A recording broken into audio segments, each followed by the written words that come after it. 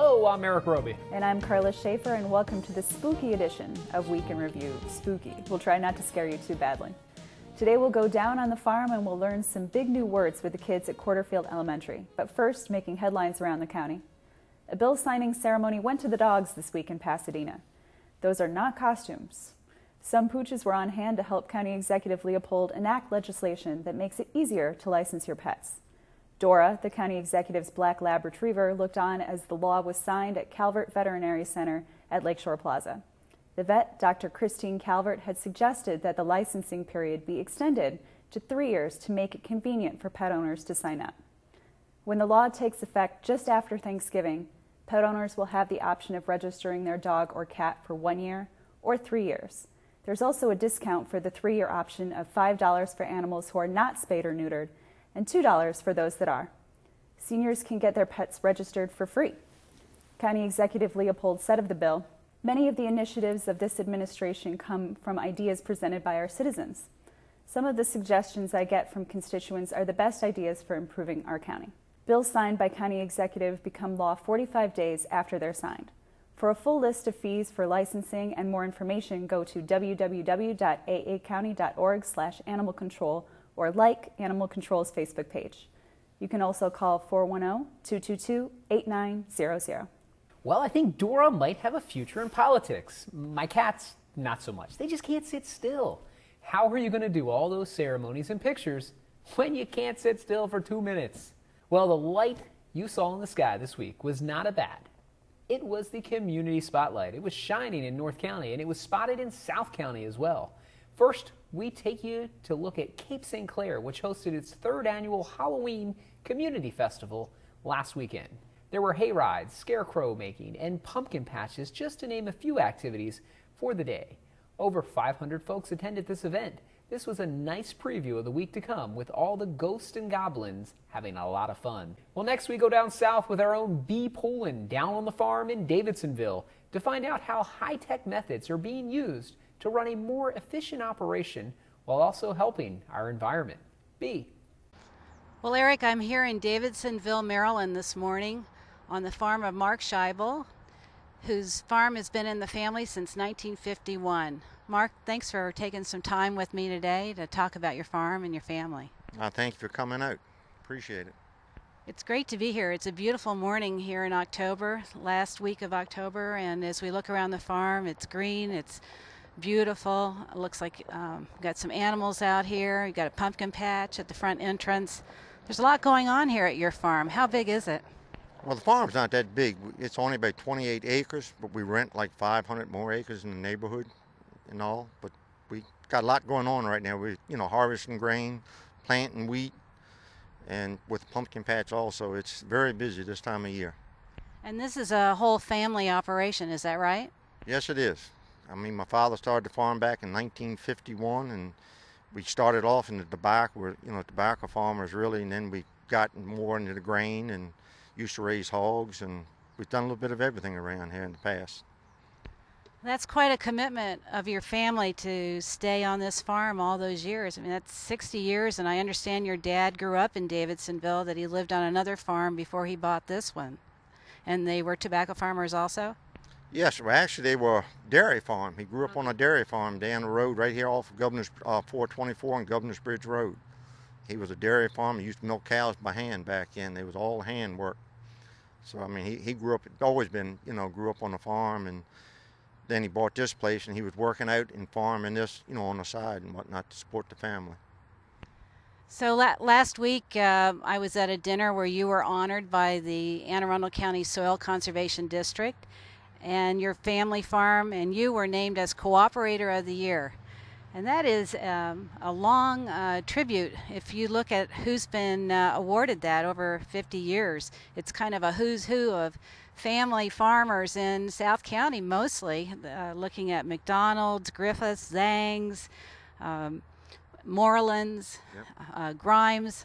That's a pretty notable list of families. You must know them all. I know them all, and it's really a great honor to be put on the same list as, being recognized as trying to save the soil, doing good practices and whatnot. It really is an honor to get that award. So for those of us who aren't growing up on a farm today, how has farming changed since your dad first bought this place to how you're running it today? What is the biggest change? Well, back when my father started, they used to use horse and plows, and I mean, we've gradually gotten into more and more equipment, and nowadays we've gone with a lot of no-tilt and a lot of GPS systems. We have put in the combine, the spray rigs, which really help us keep records and keep track of everything. And then we've gone into a lot of new piece of equipment sitting over there, a turbo till, which doesn't disturb the ground as deep. We're trying to save the land from washing and all, and we're trying to, put in a lot of cover crop to save the nitrogen and phosphorus for getting into the bay. Yeah, this summer we've had record rains, and I think it was probably, we know it was a concern to the county in terms of our roads and how they were being torn up by the rain, but how did the amount of rain affect the farm? Well, actually, a lot of no-tilt we did, and with the turbo till we did some back end planting beans behind that, and the soil really didn't wash that bad. I mean, it did wash some, but if the ground was worked up, it would have been a whole lot worse, real bad. So these new technologies and practices that you were honored for last week at the Soil Conservation District are really cutting edge in the farming community. Are other farmers coming and looking at what you're doing here and learning from you? Yes, we've had, since that dinner meeting the other night, I have 2 or 3 farmers come to me asking about what I really thought of it, and if they really thought it would help. And I explained to them I thought it really would. There's a lot into it, and as we're doing it, we're learning there's more that we can do with it that we didn't know. So I mean, it's really coming in to be a big help in everything that we're doing. Now you had a couple representatives from the company you're working with or whose equipment you bought.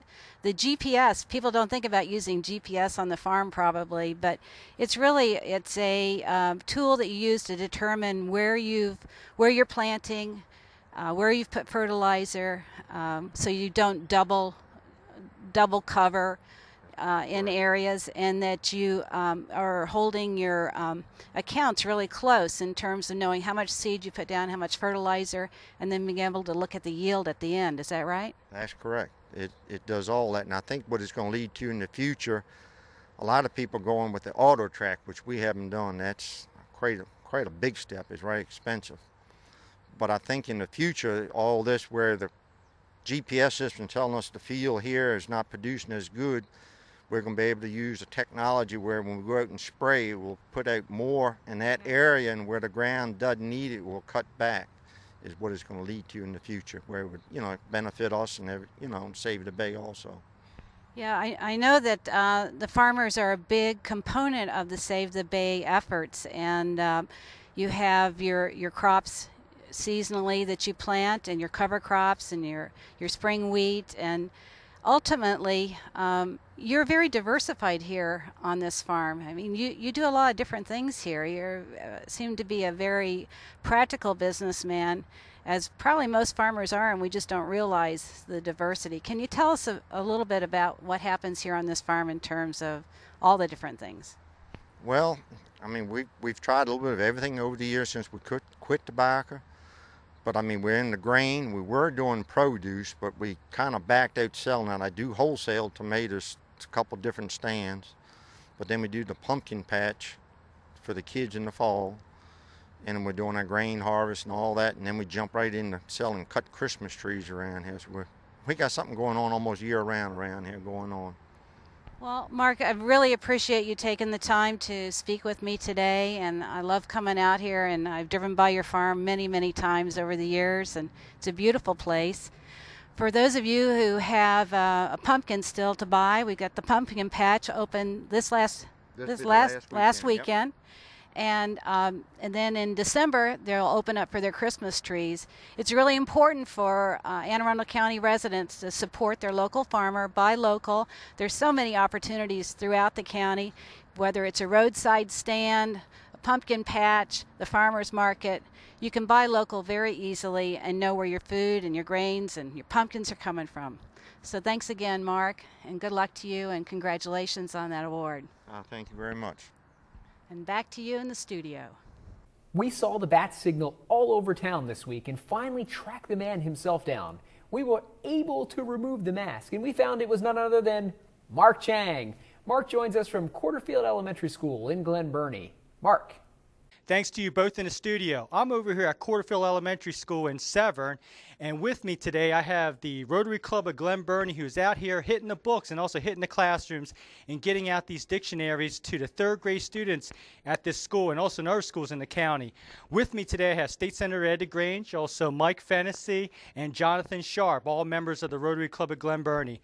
Ed, as always, good to see you. Could you tell the folks out there a little bit about this campaign? Sure. This is a project that our Rotary Club has been doing for many years. In fact, our entire district in the Rotary is doing this. And we're going out to schools and giving dictionaries to just third grade students. So it's very special that they can use this as a learning tool and help further their education as they move through elementary and on into other grades. Great. And then before here, you were at another school, right? That's right. We were over at Richard Henry Lee this morning giving dictionaries there. And our club actually is giving out almost 1,100 dictionaries this year. So that's a great start. Wow, that's really impressive. And over the years, I'm sure the club's given, thousands of dictionaries? Thousands of dictionaries all over the district here, our area that we represent in the Rotary Club. Great. Thanks a lot, Ed. And Mike, I understand in addition to the dictionary program, you also do a lot of other educational programs through the Rotary Club of Glen Burnie. Could you tell the folks out there about that? Sure, absolutely, Mark. We try to deal with all levels. The dictionary project reaches into the elementary school. We also we're in the middle schools every month giving certificates out for Student of the Month in Corcoran and Marley middle schools. We also are in the high schools all the time. We just did a career fair, volunteer for a career fair at Glen Burnie High last week. We do mock interviews over there, and I guess our big project over there is we give a $2,000 scholarship every year to a Glen Burnie High School student. So we're out there beating the bush in the school system, letting them know what Rotary's all about. Great. Thanks a lot, Mike. And we just came out of 2 or 3 classrooms here, and I know, Jonathan, you were having a good old time out there getting those dictionaries out. Could you tell folks out there how many years you've been doing this? What's so exciting about this? Well, Mark, this is still my first year in the Rotary Club, so this is my second time out here at a school. I'm here at Quarterfield because my son also attends here. He's a kindergartner, so he's a couple years away from his dictionary, but I definitely like the Rotary Club, and I like this program especially. Great. Thanks a lot, Jonathan. Thanks to all you fellas for being out here today. Thank you, Mark. No problem. And now I have over here Principal Jennifer Green. Good morning, ma'am. And also James and Talia. And I know by the smiles on those faces, you're really excited about what these men have delivered over today. I got a lot of excitement in me, too. I'm holding one of these, too. But start off with you, Principal Green. What's your thoughts on this program? I think it's a great program. These students of this age are technology natives. They are born into technology. It's all around them everywhere that they go. However, the dictionary program from the Rotary Club is back to basics instruction. Again, this is not just a dictionary, which is very critical. It's a functional skill. Students need to be able to use various resources and mediums to find information. But there are so many other important facts about our state, about our county, as well as our country and our world as a whole. So this is truly an effective instructional resource that can be used in the classroom, but also used at home and for pleasure. Great. Thanks very much, Principal Green. James, how are you doing, sir? I'm doing very fine. Okay, great. And how do you feel about the Rotary Club of Glen Burnie coming out and delivering dictionaries to you all?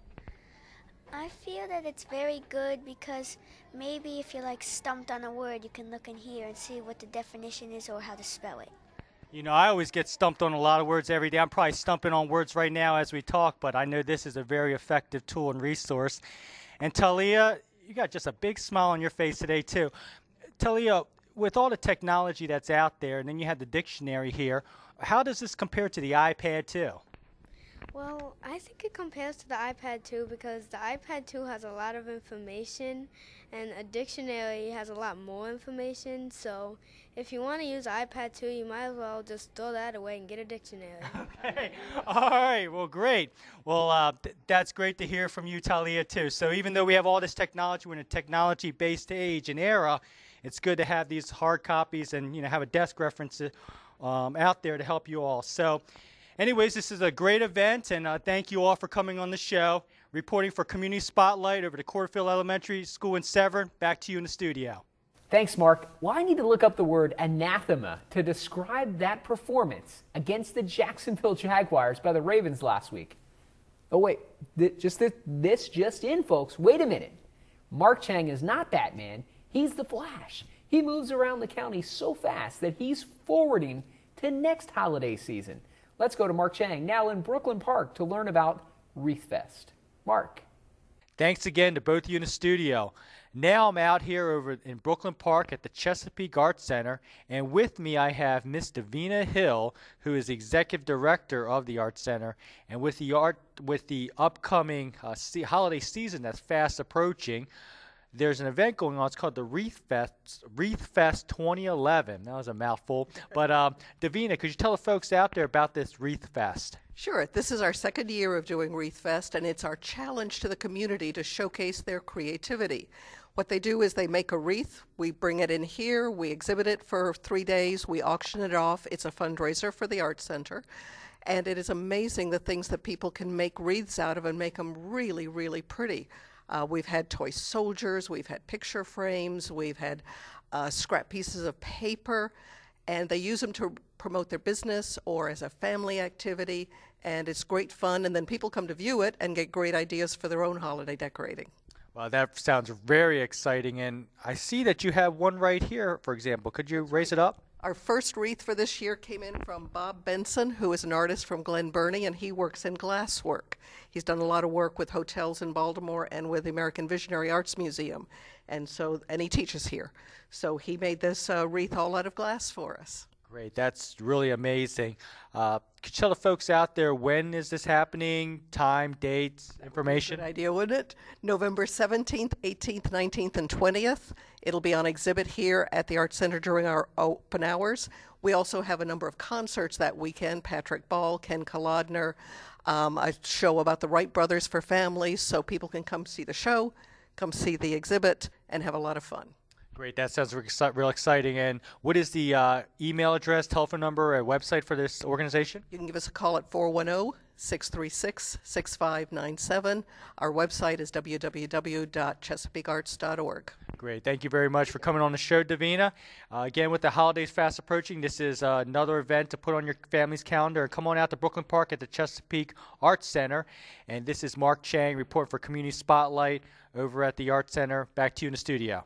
Wow, that man covers a lot of ground like Ray Rice. He even can move through time faster than the rest of us. He is just simply amazing. He's Mark Chang. In this week's Hot Topics, the Anne Arundel County Fire Department responded to 1,353 calls for service. This included more than 1,056 emergency medical calls and 101 fire calls. This week, county firefighters responded to 2 incidents on our busy roadways that tied up traffic and caused major delays throughout the area. With us now to tell us more about these incidents is Division Chief Michael Cox of the Anne Arundel County Fire Department. Chief? Thanks, Karla.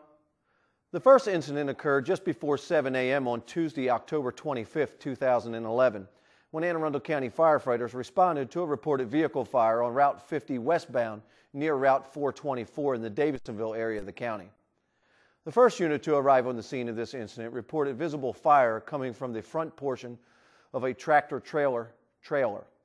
Firefighters and police quickly shut down the westbound lanes of Route 50 and requested additional resources to assist with the incident. In all, it took more than 12 firefighters about 20 minutes to extinguish the fire. The fire was discovered when other motorists on the roadway alerted the driver of the tractor-trailer that smoke was coming from the trailer. The exact cause of the fire has not been determined. However, the fire is believed to have been accidental in nature and thought to have been the result of burning materials that were contained in the trailer. The trailer was loaded with rubble that came from the Baltimore area and was en route to a landfill in Virginia. In a second incident, one person suffered minor injuries as a result of a motor vehicle collision on Thursday, October 27, 2011. This incident occurred around 7:40 a.m. when county firefighters responded to a reported motor vehicle collision in the area of Route 97 South and Route 32 in the Millersville area of the county.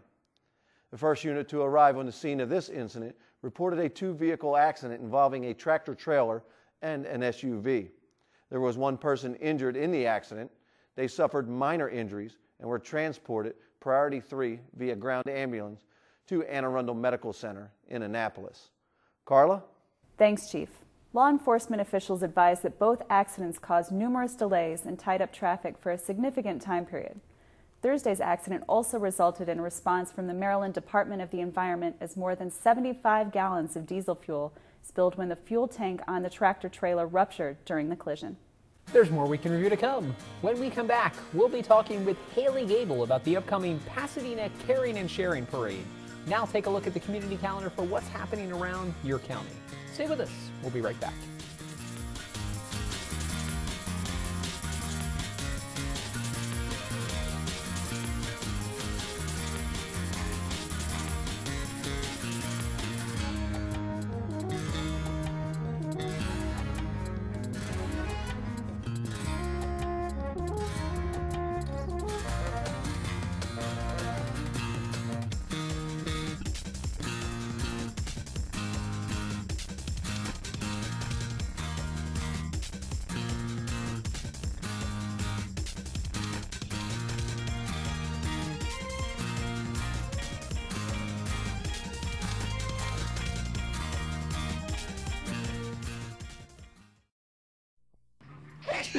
It's cold and flu season, and the last thing you want is to be sick or make others sick. So here's what you do to stop germs and stay healthy.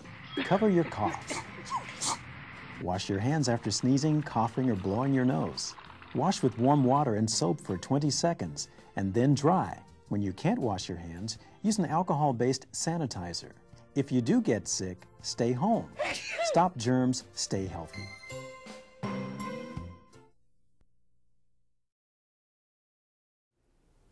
And welcome back, folks. Well, we are joined today by the chairman of the Pasadena Business Association Caring and Sharing Parade, Haley Gable, also the assistant editor for our community newspaper, the Pasadena Voice. Haley, thanks for joining us today. Thank you. My pleasure. Well, I tell you, Haley, this is one that's near and dear to my heart because it's the Pasadena community. This is the 16th year that we've had the parade going through the Pasadena community, celebrating Thanksgiving, celebrating all the good things that are Pasadena. Give us a little bit of history of the 16 years of this parade. The parade was founded in 1996 by Tom Redman, who has served on the board of the Pasadena Business Association since it was established 25 years ago. Tom has since stepped down from his duties in taking care of this whole parade, so I volunteered to step up and take over from here, and I'm thrilled about it. I'm so excited. Well, it is a great parade, and we always get a lot of applicants. I understand we're up to about 40 so far as of taping, and we'll probably get another 20 more before the parade we kicks usually off. have around 60 to 75 parade, businesses and organizations, schools, churches. I mean, everyone takes part in this parade, and there are so many different floats. There's a variety of different things that people do with their floats, and it's so cool to see what everyone comes up with every year. Well, anything interesting this year? I always know we get the vocal ensemble groups. They like to try to outdo each other, Northeast versus Chesapeake. Yes, we always have Northeast and Chesapeake. They're competing with each other. We always have, this is a community holiday-themed parade, so of course, we have Santa Claus, we have a turkey, we have the churches competing and the drama clubs. There's just anything goes with this parade, and it's really awesome to see. Well, besides having a fun event for the community and having a great turnout, the community can also do something to help out at this parade. Right? Yes. The ultimate purpose of this parade is to give back to the community and those in need, especially around this time of year. What we do is we collect non-perishable food items, canned goods, and what we do with those is we give them back to local food pantries and churches so that they can go back into the community to those in need. And what happens is we encourage the community to bring canned goods to the parade and to drop them off. Lowers will be there with their big box truck, and the parade will conclude at George Fox Middle School. So if you have any canned goods to bring, bring those to George Fox Middle School. Lowers will take them. Also, all throughout the parade route, you can really just bring your bags of canned goods and non-perishable food items up to any float, and they will take them from you. Well, Haley, I know, we talk about this parade, but let's talk about the other aspect of your life. I know this is a big responsibility for you in planning to make sure this parade goes off without a hitch on Sunday, November 6th. But you also play an important role in the Pasadena community in your capacity as the assistant editor of the Pasadena Voice. Yes. A local newspaper. Yep. I'm the assistant editor of the Pasadena Voice newspaper, which I love everything about it. I'm a Dena girl. I was born here, raised here. I know the community front to back. And it's kind of, my job, my day-to-day job is to interact with the community. So stepping up to do this, it's kind of already, it has a lot to do with what I already do at my daily job. So it's wonderful. I love it. I mean, it's all natural to me. So. And let's talk a little bit about the parade route. This is a parade route that's probably one of the longest in the county, folks. It stretches all the way from Rock Creek Park. Tickneck Park. Thank you very much. Park. Tickneck Park all the way through Greenhaven, ending up at George Fox Middle School. Correct. Yes. The parade always kicks off. Since the parade was founded in '96, the route has never changed. We always begin at Tickneck Park in Pasadena, and then the floats continue down Tickneck Road, turning right onto Mountain Road. And then from Mountain Road, they make a right onto East Shore Road, back into the Greenhaven community, and then I believe it's 218th Street that they go down. And from 218th Street, they continue on to Outing Avenue, and then everyone ends up at George Fox Middle School.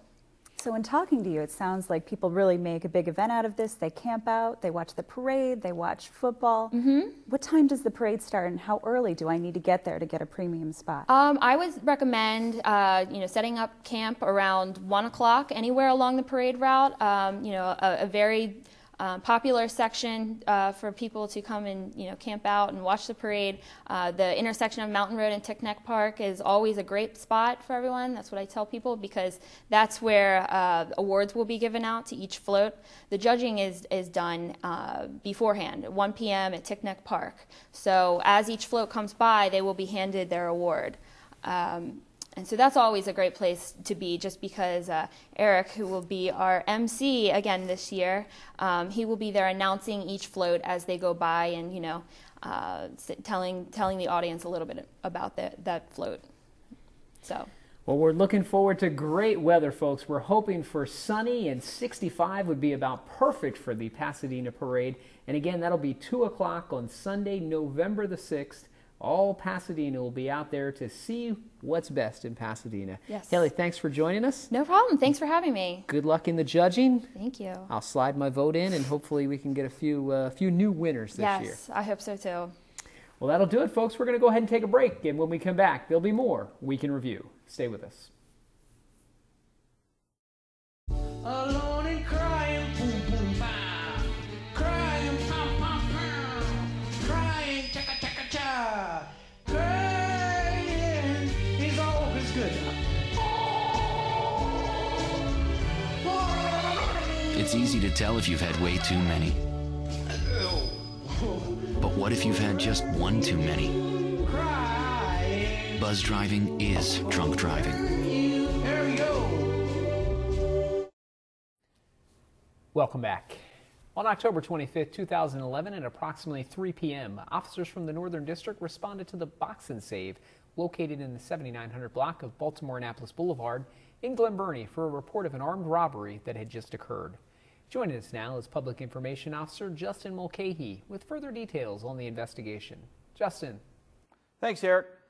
When officers arrived on scene, they spoke with a 70-year-old female victim who indicated that she was in the parking lot of the Box and Save. That's when she was approached by a male suspect who implied that he was armed with a weapon.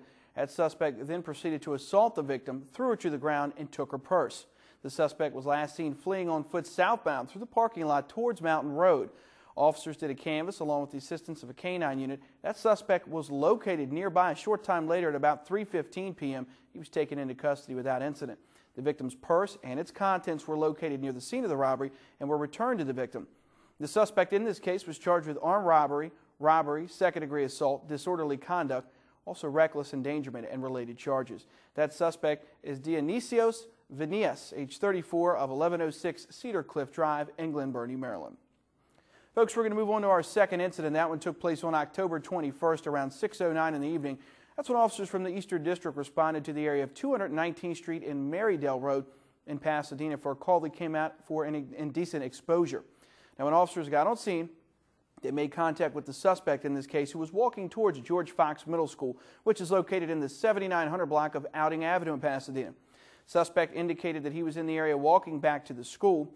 Now, officers spoke with a 25-year-old female victim who reported that she was inside of her residence nearby on Marydale Road. That's when she looked outside of her window and noticed the suspect standing near the street looking into her window. The suspect was not fully clothed and proceeded to engage in a lewd act while looking at the victim. The victim then notified other adults inside of the residence who also witnessed the actions. The suspect was subsequently arrested and charged with indecent exposure. Now, further investigation revealed that the suspect is actually a custodian at the nearby George Fox Middle School. The school was closed that day and there were no children observed in the immediate vicinity, fortunately. Suspect in this case is Jason Beatty, age 30, of 8072 Mare Avenue in Pasadena, Maryland. Now, folks, as always, if you have any information on the crimes or suspects we mentioned on the show, don't hesitate to call, email, or text your tip to Metro Crime Stoppers hotline. That number is available 24 hours a day, toll-free at 1-866-7-LOCK-UP. You can also text message MCS plus your message to crimes at 274-637. Your third option is to go ahead and visit the website at www.metrocrimestoppers.net. As always, remember, phone calls are not recorded and callers remain anonymous. You might be eligible for a cash reward of up to $2,000. Back to you, Eric. Thanks, Justin. It's a good thing that the citizen called police so that they could identify this person as a school worker. In this week's Focus on Aging and Disabilities, Mary Felter sits down with Carolyn Fumey, this year's recipient of the Disability Awareness Award. Take it away, Mary. Thank you, Karla. Today I'm pleased to have on our program Carolyn Fumey, who is the recipient of the 2011 Disability Awareness Day Award. Karla, I wanted to let you know that Carolyn is an attorney who graduated from the State University of New York at Buffalo and worked at HUD in Washington, D.C. And now she's doing a lot of work with children with special needs and their parents. Welcome to the program. Thank you, Mary. It's a pleasure to be here. I asked you because, first of all, I wanted to congratulate you for the honor that you recently received. Thank you so much. I was so honored and pleased to be the honoree this year. Stephanie Pippin, a member of the commission, nominated me, and I was very surprised and appreciative of it. Well, when I look at all of your things that you've done, you certainly did deserve it. I want to mention some of these activities. I did write them down because there's quite an extensive list. The Anne Arundel County Special Education Citizens Advisory Committee, the Friends of Early Childhood Intervention, the Anne Arundel Local Interagency Coordinating Council, the ARC of Central Chesapeake Region, and the Anne Arundel County chapter of the Autism Society of America. First, I'm going to ask you, tell us a little bit about the Friends of Early Childhood Intervention. I understand you were co-founder and served as president. Why did you start it? Yes, Friends is a parent-teacher organization for families of children in birth to 5 special education in Anne Arundel County Public Schools. And when my second son, Tom, was born in 2005, I was a stay-at-home mom. And we noticed at about 18 to 20 months that he wasn't saying any words. He didn't speak much at all and didn't even point or make sounds. And he lined up his toys regularly, had a lot of repetitive behaviors. So we spoke to our pediatrician and we took Tom to the Infants and Toddlers program.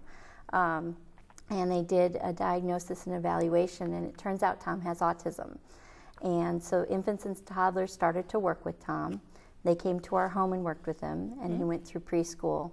And he made a lot of great progress with infants and toddlers, with his speech and his fine motor. And one day the educator came to our house and said, there might be some budget cuts with the program. Oh dear. Yeah, and I said, well, what is the PTA doing about the budget cuts? And she said, there is no PTA. So I spoke to some other moms whose children were in the program as well. And my friends Dawn Dixon, Sonia Bradley, and Eugenia Gardy and I decided to start Friends of ECI. And we basically wanted to do 3 things. We wanted parents to know that they weren't alone, and there was many of us out there going through the same thing with a child with a disability. We wanted to work with the school system and nonprofits in the county and social service agencies to get parents needed resources and supports. But we also wanted policymakers and lawmakers to know how important early intervention was, and also how many families would be impacted by budget cuts. Parents, especially those new to the area, might not even know about all the resources that are available to them. That's right. We have a lot of families who move in from across the country, especially my area of West County. So we provide information not only about what's available in the county, but statewide. And what is some of the ways that you enabled this to happen? One of the first things we did is we held a back-to-school resource fair for parents. 30 different disability organizations came, and parents could get information. They could sort of go booth to booth and learn about different organizations. We did that 2 years in a row. It was a great success. We're going to plan another one for next fall.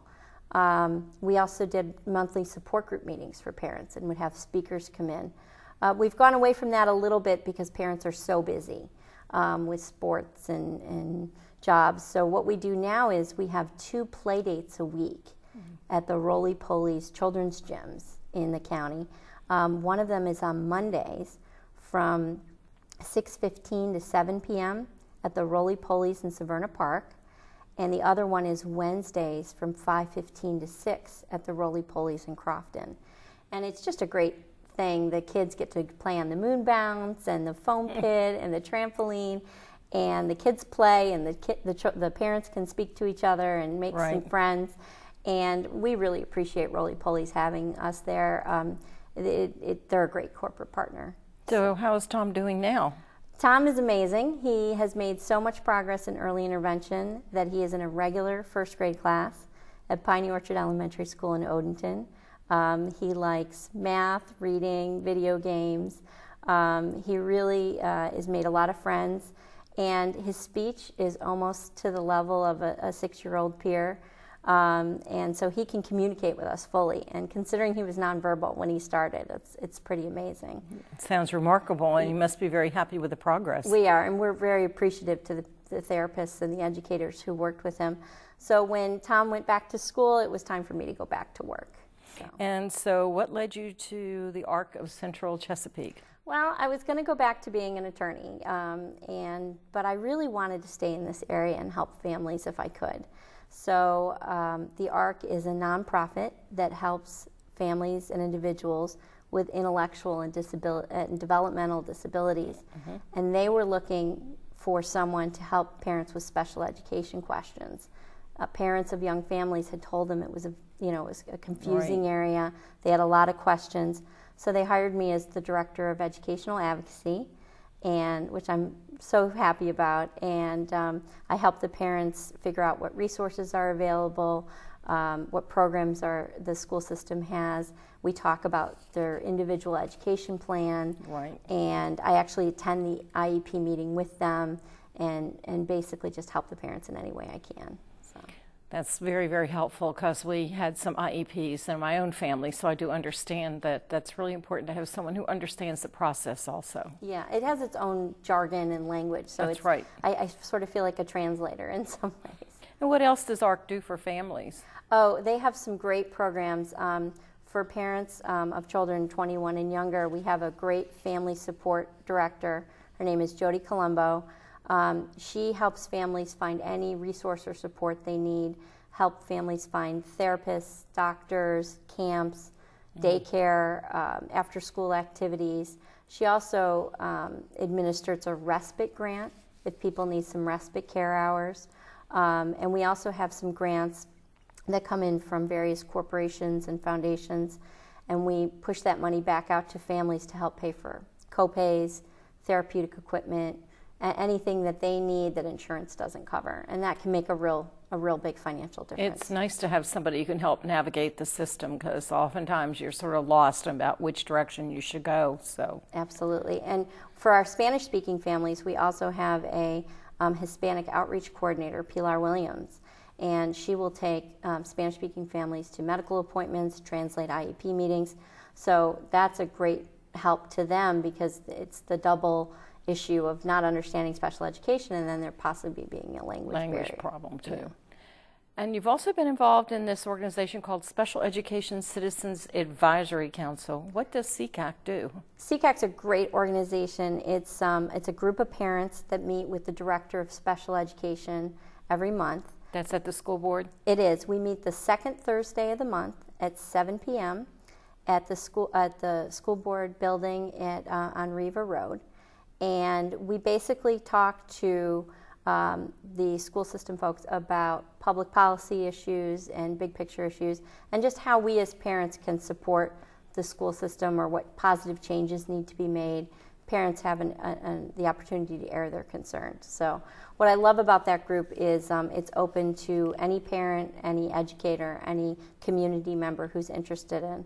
So I would encourage your viewers to come to a CCAC meeting. So what made you decide to devote yourself to these activities exactly, and why do you take an interest in special needs other than Tom? Well, I mean, my family's experience in Tom's disability really led me to change my career, pretty drastically. I have a wonderful husband, Greg, and an older son named Daniel, who's 9. And, when Tom was diagnosed, we were a little lost, and I had never had any exposure to autism or special education or special needs. And so, once I sort of learned the ropes, I really wanted to help other families do the same. And I really wanted to feel like I was part of the solution, not part of the problem, and really help others, on their journeys. So I understand his future is bright because you've been able to work with some really good people in the school system and elsewhere. Yeah, I was very surprised to get the award because there are so many people out there who do so much great work. Anne Arundel County Public Schools, people like Mary Tillar, the Director of Special Education, Ed Feinberg, Debbie Wetzel, but really those teachers and those therapists who work with our kids every day are the true heroes. And there's people like Linda Carter-Ferrier. She is the former president of the Autism Society and a longtime parent advocate, one of my mentors, and she's been doing this work and does a great job for families and children. And I can't say enough about the women who run CCAC, Kim Offit and Stephanie Pippin. They've really changed it and made it a vital voice for parents. And the people at the ARC, we have 350 employees. I'm real proud to work with them and for them. They really do go above and beyond for individuals with disabilities. And people like Kate Ralston and Rick Callahan and Susan Weisberger and Kristen Nichols really just do a great job for parents and families. So I hope to do well by them and honor the award by working hard for families in the future. If someone wants information about your friends, your intervention, early childhood intervention group, or CCAC, how do you recommend they contact someone about it? I think we're going to have it up on the screen, but my email, send me an email or give me a phone call. My email is cfumey@thearcccr.org. My number is 410-991-2863, or you can go on the ARC website. It's www.thearcccr.org. And for more information about CCAC, that's on the Anne Arundel County Public Schools website, aacps.org/special ed.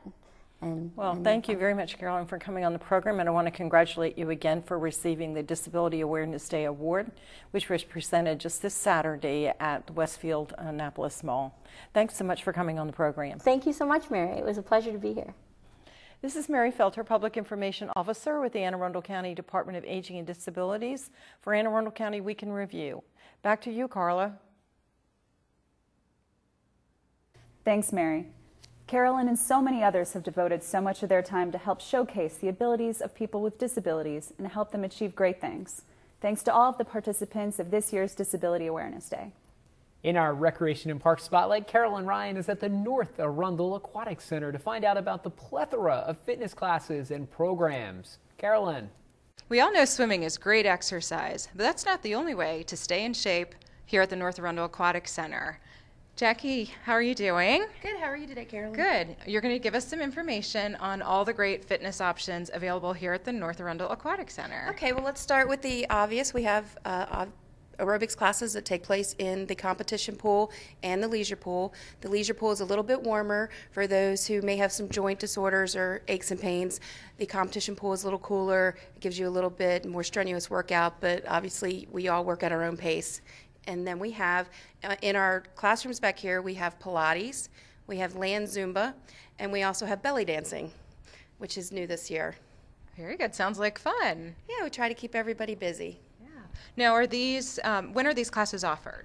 They are offered during the week and on the weekends. Our aerobics classes are mostly on drop-in basis. You can get our schedule of aerobics classes on our website, aacounty.org/recparks, and then go to the North Arundel Aquatic Center page, and there's a list of all the aerobics classes.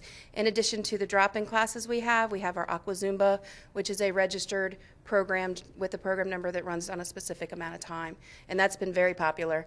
We've been having 30 to 40 registrants in the evenings. It's really fun to watch. Oh, that sounds like fun. Now, are these classes for all levels of experience? All levels of experience, all levels of fitness. The programs are mostly for 18 and up for the adults. For the youth, we do have other classes available with the swimming lessons, but most of these classes are for the adults. Okay, now you've mentioned that you've got a couple of other great programs going on here at the Swim Center. We also have dance here for youth on Saturday mornings. We have a dance and swim program during the week for the little tykes. We also have lifeguarding classes, and we have lifeguard readiness. So if you're not sure if you can pass the prerequisites for lifeguarding, then you can take a class here and make sure you're prepared. We also have a ARC, which is American Red Cross babysitting class for your tweens. Great. Well, come on out and try one of the new fitness classes here at the North Arundel Aquatic Center. Come out and swim. Back to you in the studio. Thanks, Carolyn. What is that? Is that Al Roker? Al Roker. I'm the President of the United States, and you're calling me Al Roker? You look kind of like Al Roker. How's the weather? Oh, my God. You know, someone told me it was supposed to snow 3 inches this weekend. Who told you such a thing? Robey. Have you met him? I don't know who he is. I sign international treaties. I balance our budget. I keep our troops safe at home, and you're calling me Al Roker? You kind of sound more like George Bush than Well, I'm trying here. Happy Halloween to you, Karla. Happy Halloween to you too, Brock. Mr. President is what you call me. Mr. President. You know what? We're closer than that. Oh, so I'm Barack now. Every time, everybody calls me Mr. President. I'm not used to being called Barack anymore. Even when Michelle calls me Barack, I say, who you talking to? Who you talking to? I'm Mr. President. Well, thankfully, Halloween will be over soon. So let's turn a little bit ahead into a story more about Christmas and what's happening around the holidays there. We can never get enough stories about our pets. Does your dog or cat want to tell Santa what they want for Christmas? Well, now's their chance. From November 1st to December 15th, Animal Control will be accepting donations to Give a Pet a Happy Holiday campaign, which benefits pets of families served by the Housing Commission of Anne Arundel County and the Lighthouse Shelter in Annapolis. You can donate the following items. If you are one of the people who donates by November 11th, your pet gets its picture taken with Santa. The photos will be taken on November 21st and 22nd by appointment. If you would like to donate, stop by the facility at 411 Maxwell Fried Road in Millersville or call 410-222-8900. Once again, you can like the Animal Control Facebook page. Why, get up to get a snack and come back, and my job got taken. You had a very important visitor. I know, we did. That's amazing. Yeah. For the President of the United States. To drop by Week in Review. We're just that important, folks. He watches the show, I understand. I'm sure he's a big fan. He, Malia, Sasha, Michelle, they all watch. They get the chief of staff together, and they all watch the show every week. It's a fairly, local show. He wants to see what's going on in the different counties in Maryland. That's right. That's right. Happy Halloween to you, Karla. Happy Halloween to you, too, Eric. What are you going to be for Halloween this year? Well, I'm thinking about being the President of the United States. That's folks. interesting. I've always wanted to be president, so I'm going to be president this Halloween. Wait a minute. No. Don't say it. Don't say it. But, folks, seriously, Halloween is coming up on Monday, October 31st, and drive carefully out there. We'll have a lot of trick-or-treaters on the streets. Some communities are even doing their Halloween celebrations this weekend, Saturday night, Sunday night, and into Monday. So make sure you're driving extra carefully out there because we'll have the little ghosts and goblins running all around the streets collecting their Halloween candy. And make sure your ghosts and goblins are safe as well. Yes, check that candy, They can see where they're going. Check that candy. Yep. Yeah. So it should be a good weekend. And you're taking the trip back to Michigan for homecoming. I am. I'm going to watch some football, watch some hockey, see my family. That'll be a nice weekend. Yes, but I'll be back by Halloween, so I'll be giving out some good candy. Absolutely. Come Monday. We'll be looking for that good candy. Candy. I'm losing it today. Well, that wraps up this week's edition of Week in Review. You can watch this episode online anytime at www.aacounty.org. Archive episodes are available at blip.tv and YouTube. You can also subscribe to that free video podcast at iTunes. Please tune in again next week for more highlights and news from around your county. We'll see you next time.